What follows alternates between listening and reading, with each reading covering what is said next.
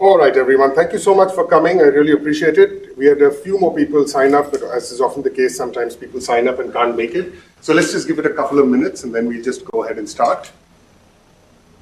And I think the speakers can, whatever, either you sit there or you can join me, whatever you're comfortable with. You can join me. Yeah?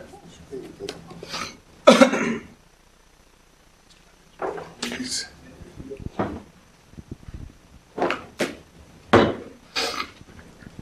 Okay, so in the interest of time, we won't follow Indian Standard Time.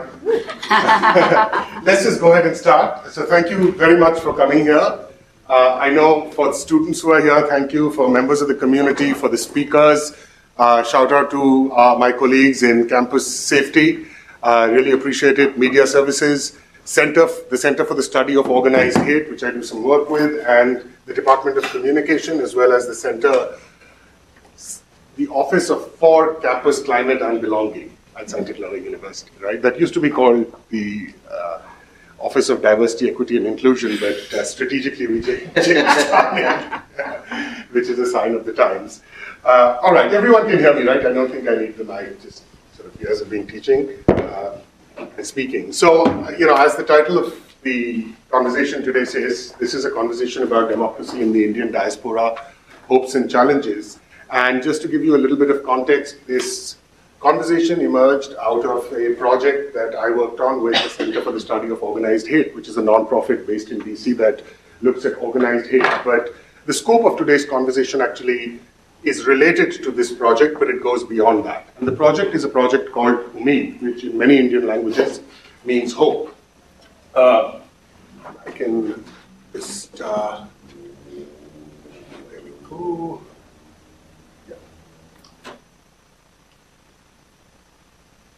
So I'll just spend a couple of minutes talking about the project, not too much.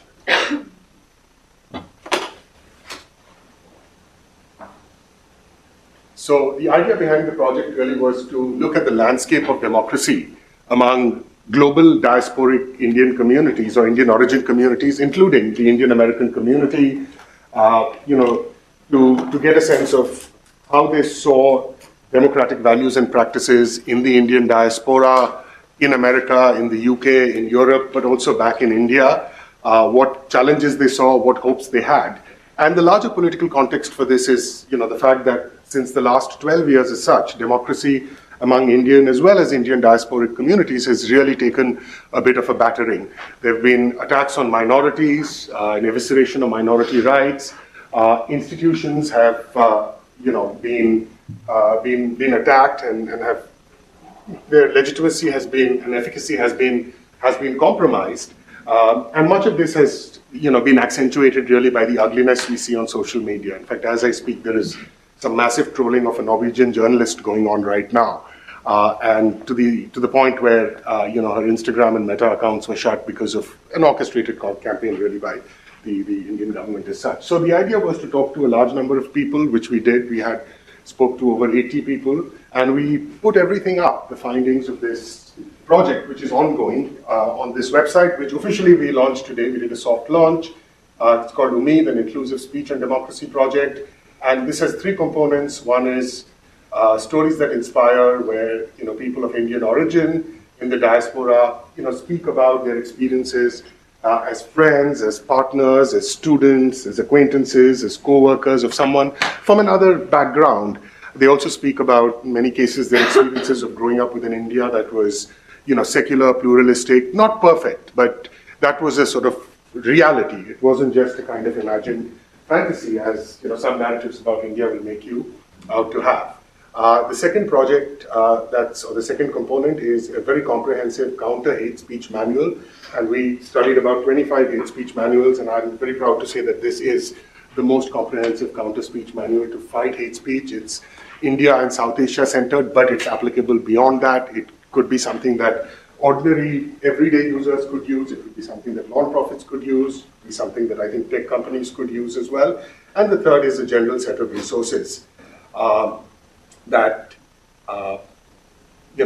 relate to questions of inclusion, pluralism, and democracy. So this is it. It's going to be an ongoing project, and I don't want to speak much more because I think I want to just turn it over to our panelists. So before I do that, just a couple of quick announcements. One is that this conversation is being recorded, but anything that we use from the recording, we will not use any audience members in that recording. No outside recording is permitted, and we just request that nobody record the event as such, right? If you want to take photos of me and email them to me, that's fine. I've done like many of these events. My mom still gets delighted when...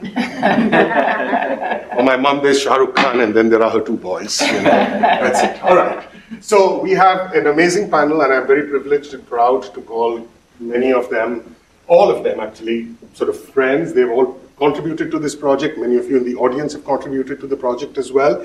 And they bring this amazing expertise on this topic, but they also bring their personal experiences, which are no less valid. So we start with VR Firoz. Firoz is Senior VP and Head of Globalization Services at SAP AG. He's also an author. He's written books on several different subjects. He's also a bibliophile, and he has some of the rarest books you will ever see, including a Shakespearean fourth folio. Henry the Fourth, is it? Yeah, but only one page. Well, one page of a fourth folio is remarkable. So Firoz, without much ado, I'll just turn it over to you. Thank you. Thank you. Thank you, Rohit. Yeah, of course. And each speaker will speak for about 10 to 12 minutes, and then... Can I use this? Yes, please, I'll just please, use this just for... Yeah, let me just get to this make out sure of your that- way. And please, we have some samosas and chai, but you know, I tried to remember everything, but of course I forgot plates, but we have napkins, they should do. I don't want to be eating samosas for 3 days at home, so please have some and please take some. Can you guys hear me? Okay, good. Firstly, thank you, Rohit, for inviting me to this discussion, which I think is extremely important. And I spend a lot of time thinking about, what should I talk about? I'm no expert in democracy or secularism, but I think I have some lived experience. I've spent 30 years in the tech industry. I'm a computer science graduate. As Rohit said, I work for SAP. I've been with SAP for almost 26 years. How many of you have heard of the company called SAP? Some of you know? Very good. So you guys know it. I jokingly say I've become like the furniture in the company. After 26 years in one company, most people don't know what to do with you, right? It's like an antique piece. What I want to do is maybe in the next 10, 12 minutes, set some context based on, as I said, my personal lived experience. I'm probably the only guy who has a slide deck here, but I must confess that I will not, we have a term called death by PowerPoint. So I'm not going to kill you with PowerPoints. I just have a few photographs. I thought that would give you some context. Let me first start by my own personal journey. I come from a state called Kerala. I was born in Kerala. How many of you probably know? It's the south of India, popularly known as God's own country. And from a very early age, I saw something incredibly unique in Kerala. So if you take any bus in Kerala, this is actually inside the bus. The lights are probably not making it very clear, but this is from inside the bus. If you enter any bus, on the front you would see 3 photographs of Jesus, Ganesha, and the Makkah. I never understood. I just assumed that the whole of India is like that, right? I mean, you assume, because this is not just inside buses, inside schools, hospitals, you find all 3 projected there, and I just took it for granted. This is what India is all about. It's a secular country, and so we respect all religions. And so I never differentiated people with their religions, and Kerala is unique in the sense that 25% of the population is Muslims, 15% Christians, the remaining Hindus and other religions. So it's incredibly unique, and so I consider myself very fortunate to have been born there. Then I moved to a place called Kharagpur, which is in West Bengal,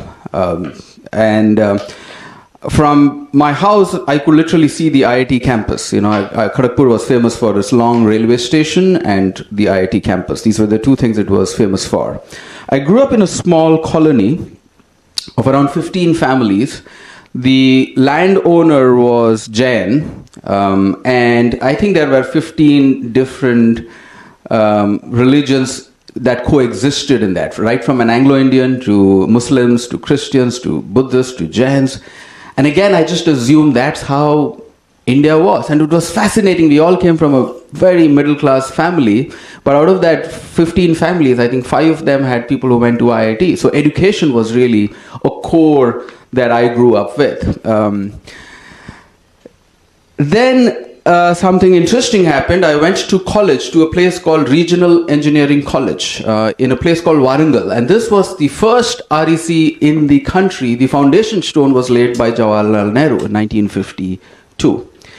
And his idea of starting Regional Engineering College was fascinating. He said we have, at that time, probably 20 states.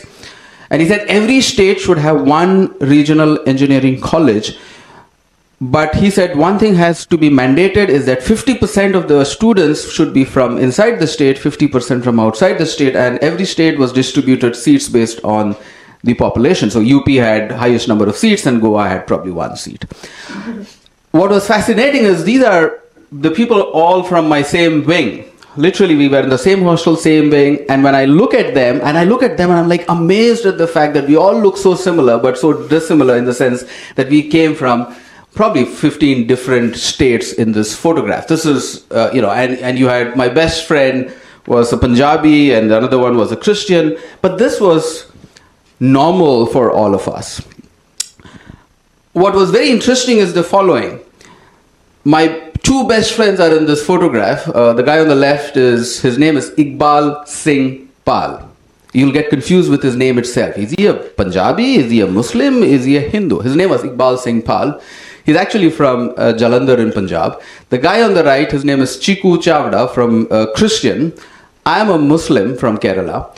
And I married a Hindu Brahmin from Maharashtra, who was also my classmate. So 4 of us best friends were from 4 completely different religious backgrounds. When I dated my wife for 10 years in college, not 10 years in college, when I dated my wife, it took us 10 years to get married because almost everybody said, you are a Muslim and she's a Hindu, this is a perfect recipe for disaster. And, we are now married for more than 22 plus years and we've never had a conflict because of religion. We fought for everything else, but religion was never a problem in the family. Yeah, you set the bar very high there for a minute. This is the way we got married. As you can see, India has a very special Hindu-Muslim act. And so this is, I got married inside a small room. And as you can see, what's so fascinating is the people around me were all women. The boys never showed up. All the guys were like, Feroz, we are with you, go get married. But nobody showed up for my wedding. It's all the women who were the most loyal to me, and they were the ones who showed up for my wedding. My parents themselves didn't show up for the wedding, so my brother was the one who conducted the wedding. My wife is the one on the red next to me. Her name is Dipali. Now, there's a very interesting story. This is actually I call them my brother and sister. As I said, and we grew up from the age of, I think, from the time I remember, in Kharagpur, we grew up in each other's home. The one in the middle, her name is Rekha, she's my sister. But, we call it a Rakhi sister. So she's been tying Rakhi for me from the time I know. She's actually a Hindu Brahman Nair family. And when she got married, it was pretty clear that she told everybody, I have 2 brothers, even though I'm a Muslim, the other brother, whose actual brother, is a Hindu Brahmin.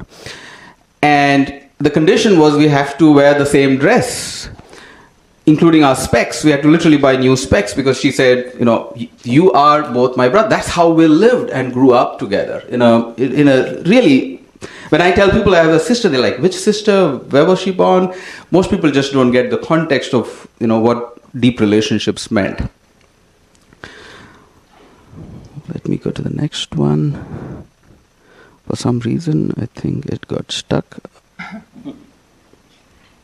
Okay. And that's my wife and son and our dog. And I'll kind of close it very quickly. My son is severely disabled. He's on the autism spectrum. He's 17 years old, non-verbal. And when me and my wife were getting married, my in-laws the first question they asked is, when he was born, what religion will he follow? Because I'm a Muslim, my wife is a Hindu, none of us converted. In my house, there is a temple, I pray, nothing changed in our lives. But their question was, what religion will your son follow. And when he was born, by law, you can't ask for a religion, but the hospital needs to know your religion, because if there's an emergency, and sometimes people drop their kids and vanish, so they need to know. So they asked me, what's the religion of your son? I hadn't thought about it until he was born, and I just wrote humanity. Right? And now I have 2 kids. Both are non-verbal, both don't understand religion. One is my son, the other is my dog, Coco, who's a service dog who takes care of my son, but he's like, as I said, part of the family. So I have 1 boy and 1 girl. Coco is the girl. Now, when my son was diagnosed with autism, like every parent, I went through my journey of, as they say, the 5 stages of grief. My life changed. I'd seen a lot of success. I was a younger CEO of a global multinational, and I thought I could conquer the world. And then my son happened, and I realized I'm not in control of anything. And so I went into my stage of depression. And I was very fortunate to meet Dr. Arun Shourie, who's my mentor. And he had written a book called Does He Know a Mother's Heart? A fascinating book. And he has a severely disabled child, and he wanted to explore one question, and that is, what is the response that every religion gives to why you have a disabled child? That's the only question. He said, what does Islam say? What does Buddhism say? What does Jainism say? Why me?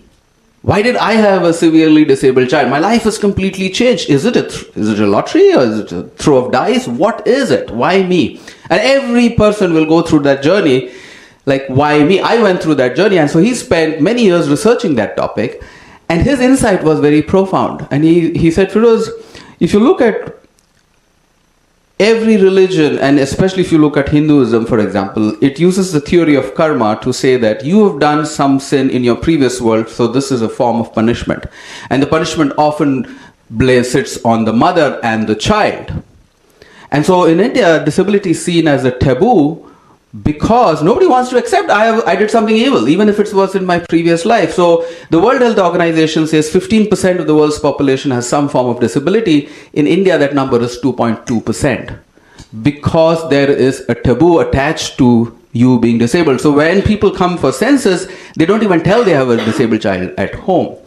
But he said the most fascinating answer from all the religions, and this is Arun Shourie's take, not my take, he said, Buddhism gave the best response. He said, Buddhism said, the highest form of service that any human can do is to take care of somebody who can't give you anything in return. And from that day onwards, I have literally adopted Buddhism as a way of life. I've been very fortunate to meet His Holiness the Dalai Lama. He wrote the foreword for my book called The Invisible Majority, and I've spent the last 15 years working on disability inclusion. Why am I saying all of this? Because I'm a technologist, and I worry about the impact of AI.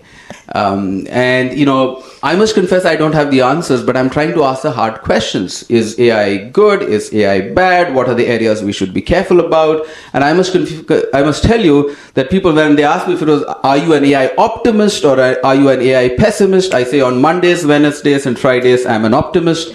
On Tuesdays, Thursdays, and Saturdays, I'm a pessimist. On Sundays, I give up. Because nobody has a clue. And I can tell you, I've met all the who's who in the tech world, and nobody has a clue as to what the future of AI would look like. All the optimists, the technologists, are saying what they're saying because they have a lot of money invested in this. So don't just blindly believe what they're saying. They have invested billions of dollars behind this, so they have to say how great the software is.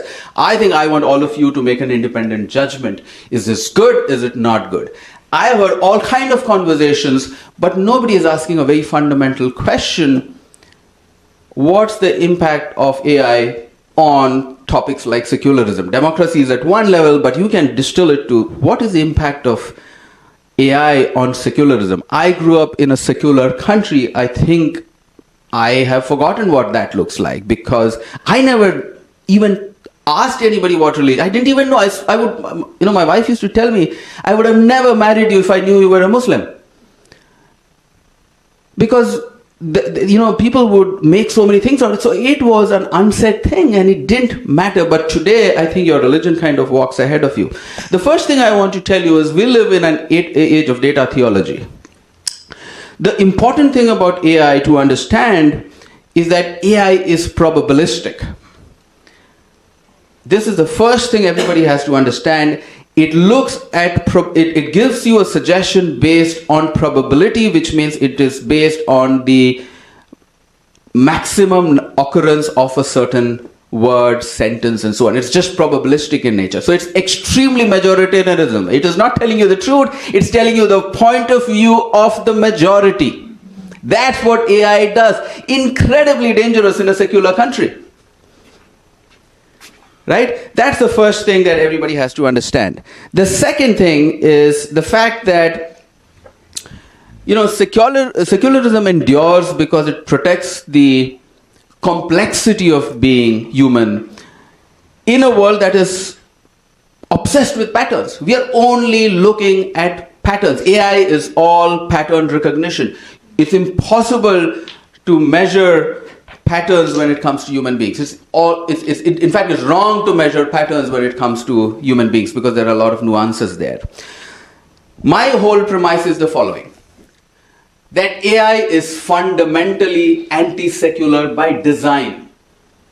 And I'll try to prove it by sharing 4 or 5 sentences. As I said, I'll pause here and take maybe more questions. The first thing, it reduces human beings into computable categories. You know, everybody is a category. I don't know if you remember when Facebook had, you know, we used to think there are 3 genders. They had like 80 different genders. So you can very quickly put people into a category, and that's very, very dangerous. The second thing you have to remember is that it is always very certain. And I often tell this to people: when AI gives you an answer, do not believe it. Start with the sense of doubt. A lot of people just assume it's the truth.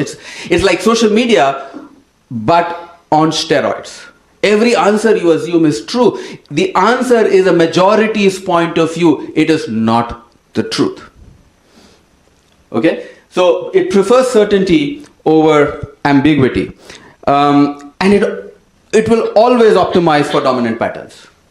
So in a majoritarian setup, the voice of the minority is always loud. It will standardize reality by treating exceptions as statistical noise. A small group of people is always seen as a noise factor. And it reduces the depth of human context, struggles to understand the irrational dignity of being human. So it is anti-secular by design. This is a very important statement, that a civilization loses its democratic soul not when machines begin to think, but when human beings stop exercising judgment, nuance, and moral reasoning in the name of efficiency. And we are doing more and more to this. Let me conclude by this. So I was very, as Rohit just mentioned, I'm a book collector, and one of the rarest books that I have is the original copy of the Constitution of India. There are a few thousand copies, and this was a copy that belonged to VP Menon, who was the Secretary to the Government of India for Sardar Patel. So his personal copy is what I own. It came up, and I kind of bought it. So when Rohit asked me to do this, I said, I need to really read the Constitution in its real form. And what does it talk about secularism? It's very hard to summarize, but really what it says is the Indian Constitution recognizes plurality not as a challenge to democracy, but as a condition necessary for it to exist in the first place. Super important. And let me conclude by one of my favorite quotes from E.O. Wilson, who said that, and this is a fantastic quote, and I think even though it was said many, many decades ago, is so relevant even in today's time. And this is what he says: the real problem of humanity is the following. We have Paleolithic emotions, medieval institutions, and godlike technology. Thank you. That was wonderful. Thank you so much, Firoz. Before we move to our next speaker, just a reminder again for a couple of you who came in a few minutes late. No recording of any kind, video or audio, is permitted for several reasons, including IP-related reasons. So please, I'd be grateful if everyone just respects that. All right, our next speaker is Lalita Duperon, who is Associate Director at the Center for South Asia at Stanford University. She's also a scholar and an author. She's written books on Hindi poetry, Thumri Khayal, and another research area is gender and LGBTQ plus issues in contemporary South Asia. So I'll just turn the floor over to Lalita. Thank you. And I guess I'll pick up the mic as well, just for accessibility. Okay, how are we doing here? Is this good? All right.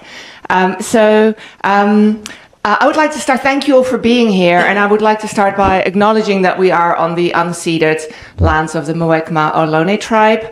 I also want to acknowledge that as a white person in this space, I have benefited from a colonial education that does not necessarily disqualify me from speaking to the matters we're talking about today.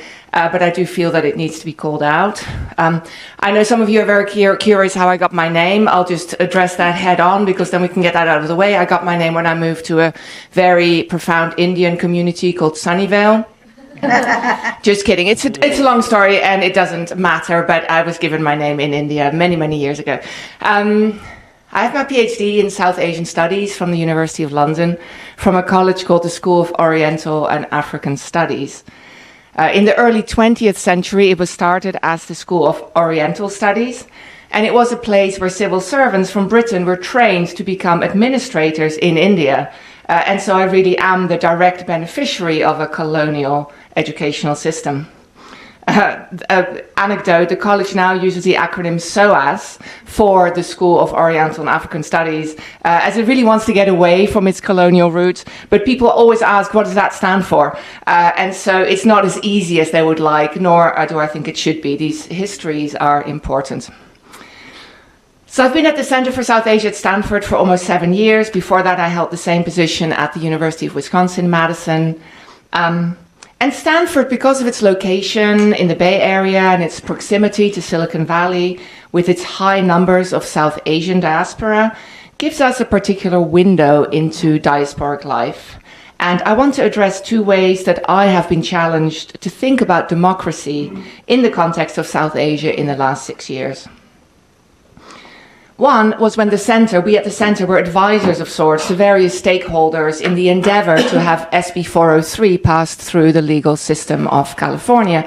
SB 403, as most of you likely know, was a bill that proposed that caste be added as a protected category in the state of California.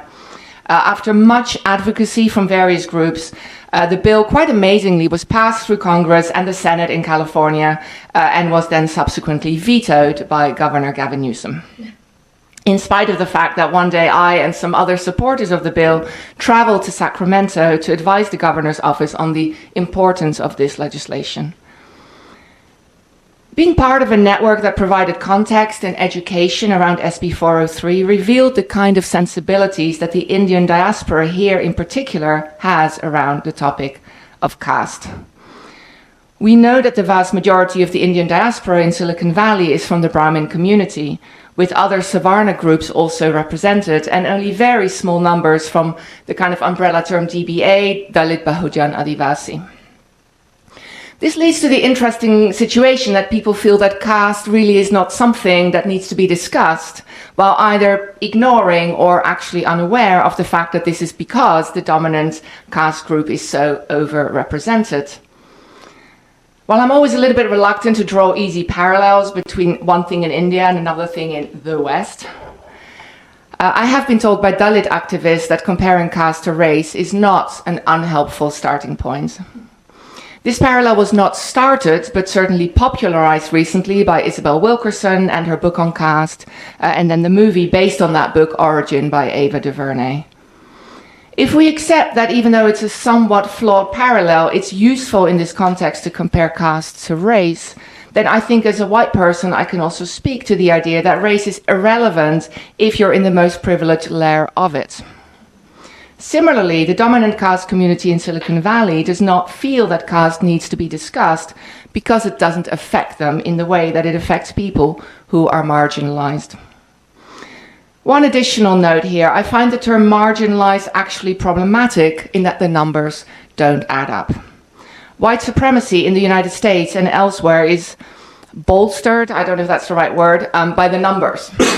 In the current moment in the United States, and certainly in most European countries, there still is a white majority.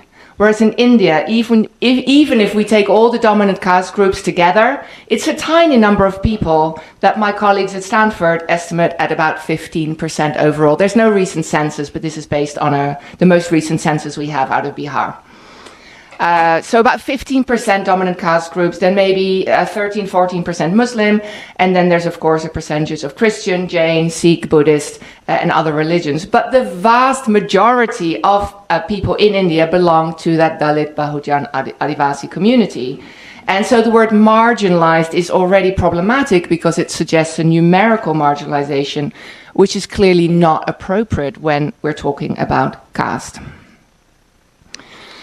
The second place where I see the denial of historical realities is in my scholarly work, which is on music and dance in North India, as Rohit so generously already described. I have worked primarily in the north on musical genres that are related to the dance form Kathak. And I've traced how through the independence movement and post-independence India, the history of North Indian Hindustani music has really been rewritten to make it more Brahminical, more middle class, while erasing the traditional custodian of the genres, the Muslim courtesan.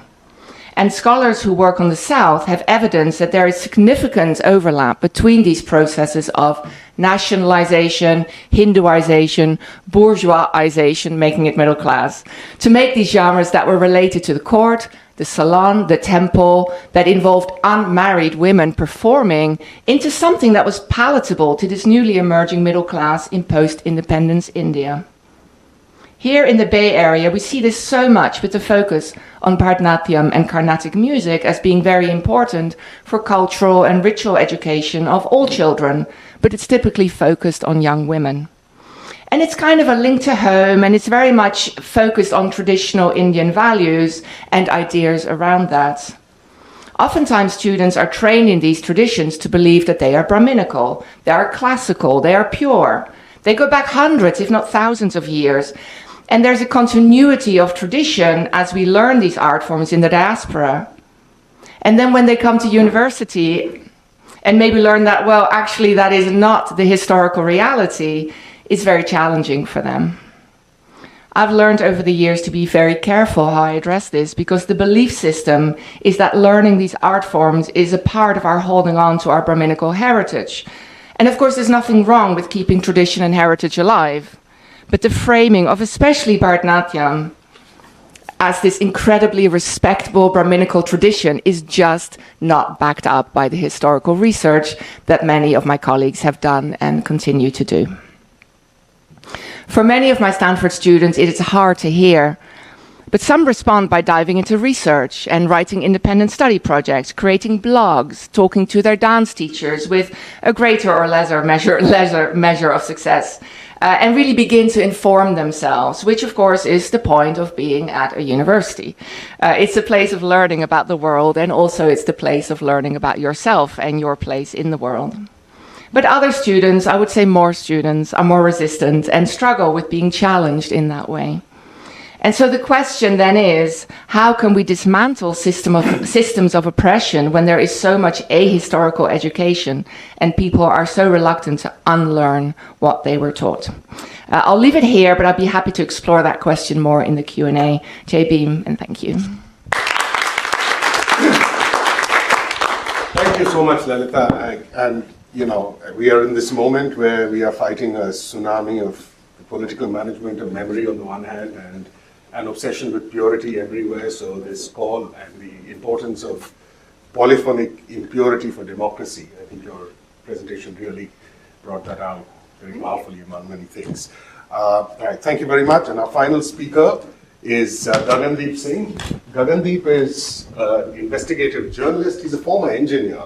But I just like saying that. He's a former engineer who abandoned engineering and is now a journalist from the Columbia School of Journalism. And I've known Gagan for a good while now, and he's done some remarkable work on reporting on the Indian American community, the South Asian diaspora, the Sikh community, and California.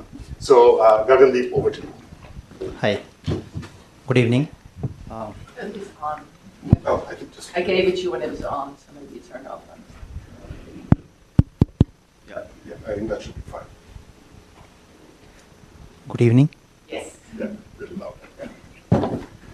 would like to express my gratitude towards Rohit for this opportunity, and it's honor for, and it's an honor for me to be part of this esteemed panel alongside Professor Lalita from Stanford University and Firoz. It's like when Rohit approached me, I said I'm a bit introvert person, so I hardly got an opportunity to speak. So thank you so much. So my name is Gagan, and I'm an investigative journalist based in Sacramento. I mainly report for the Cal Matters on the policy, politics, criminal justice system, and issues related to South Asian diaspora in Americas. So, as I would like to begin that we are living in an era when democratic values are shrinking across the world. The state of democratic harmony governed by compassion, divine justice, and equality, where no one inflicts pain on other, is at risk.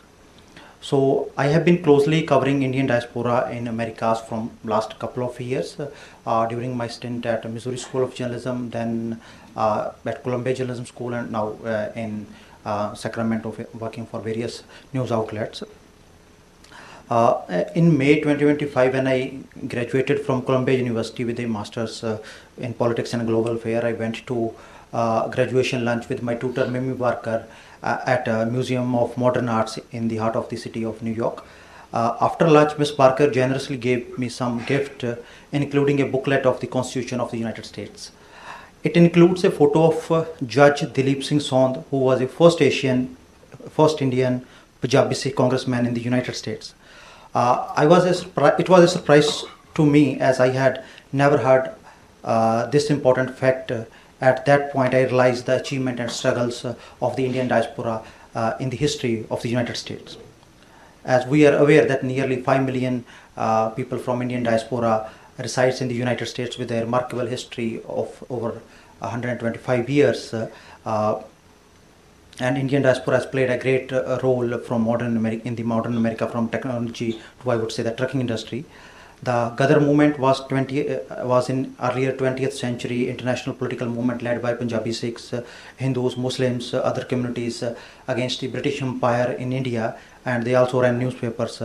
Even recently, the California Assembly member Dr. Jasmeet Vance in an address mentioned that about the Sikhs' contribution in Panama Canal, building a Panama Canal.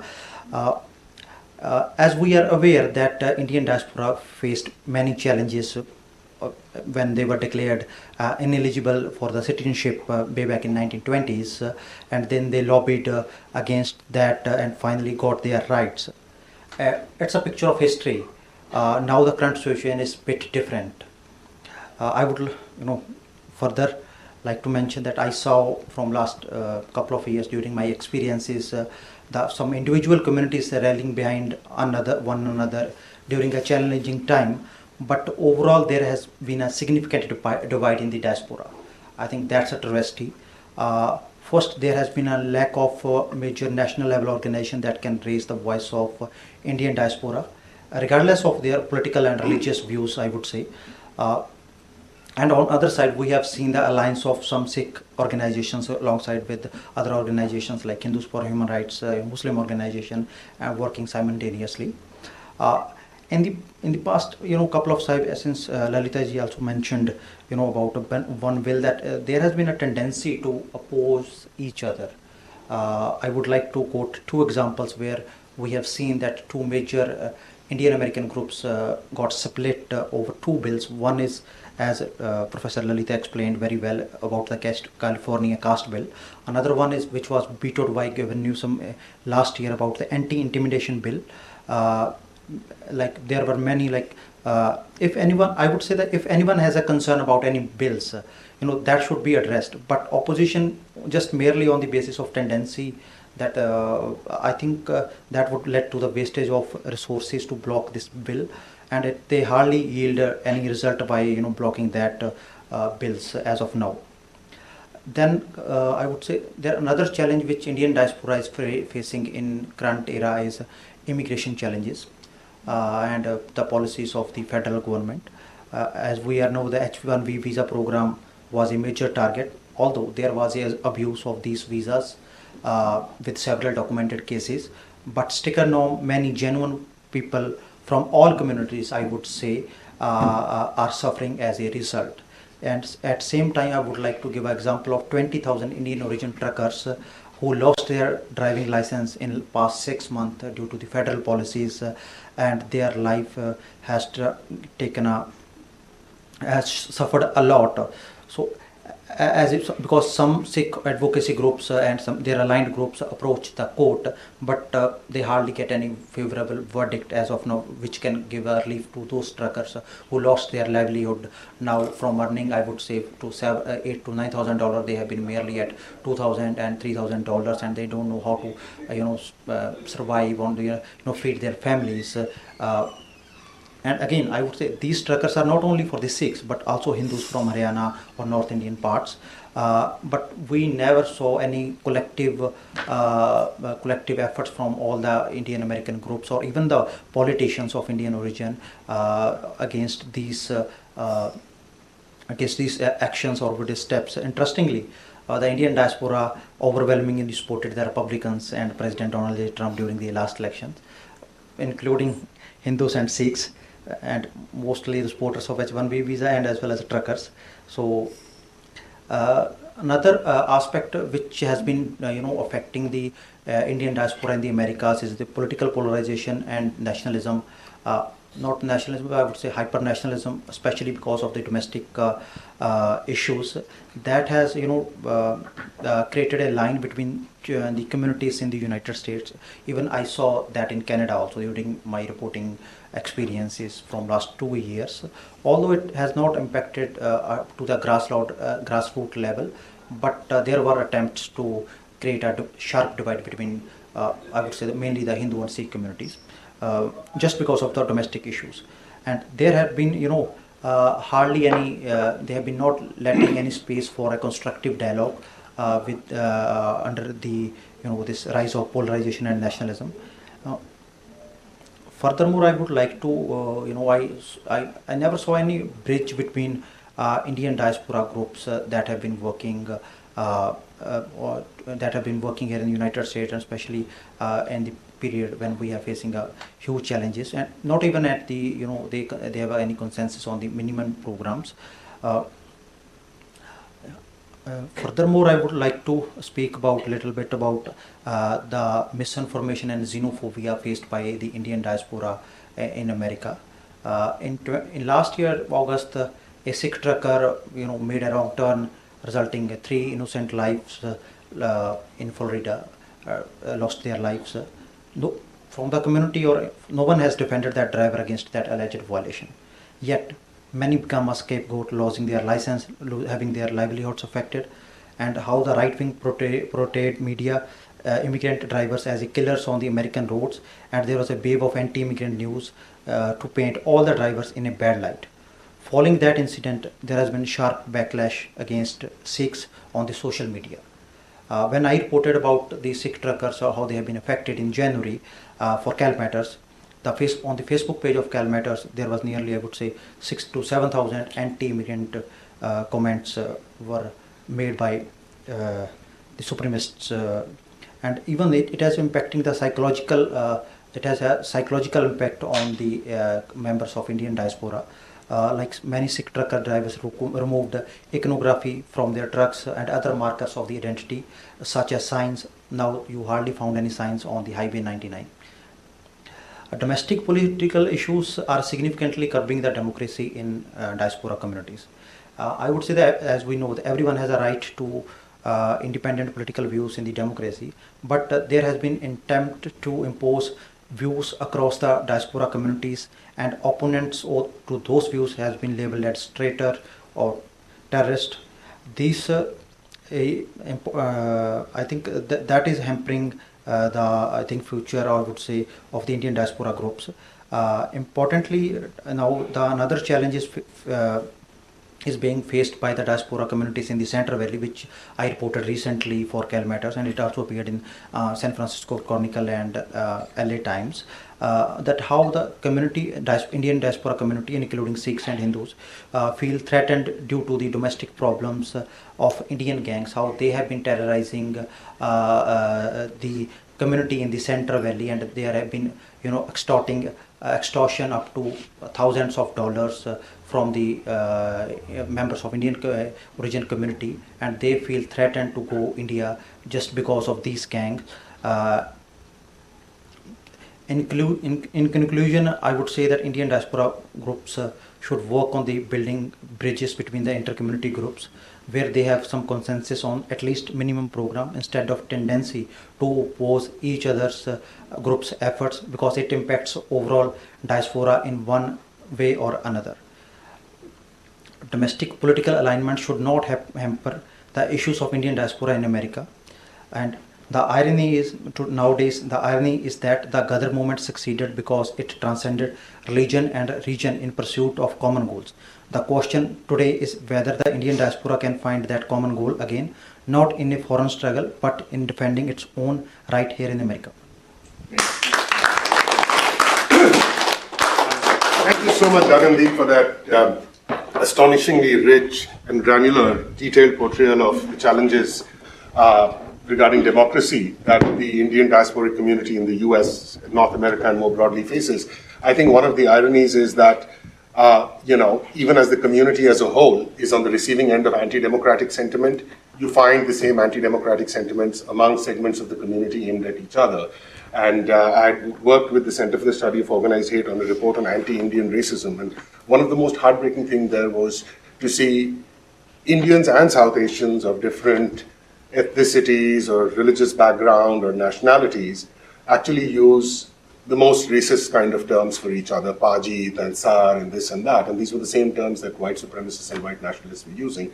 And then, I know I want to turn it over for questions, and we have a little extra time, so we can go over. But I also did want to mention one other thing, which is that you brought out this point about suffering, right? Social suffering. And I think that relationship of suffering and the diminishing of democracy is something that we don't think about, because you can call it a downstream effect if one wants to use jargon. In direct and indirect ways, it does lead to just pain and this suffering.